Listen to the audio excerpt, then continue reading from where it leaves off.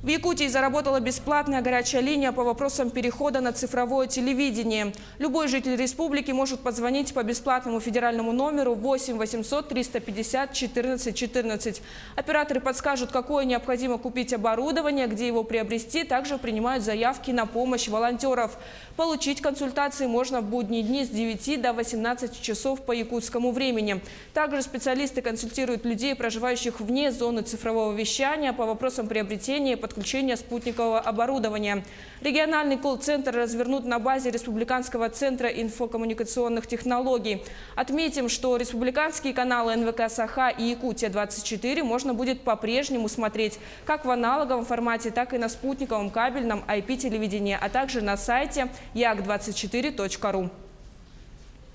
С момента запуска колл-центра поступило 4 звонка. Звонки касались прежде всего, где купить оборудование, какое оборудование необходимо. И поступила одна заявка на оказание помощи волонтера. Волонтеры будут оказывать помощь населению в подключении приставок цифрового эфирного телевидения.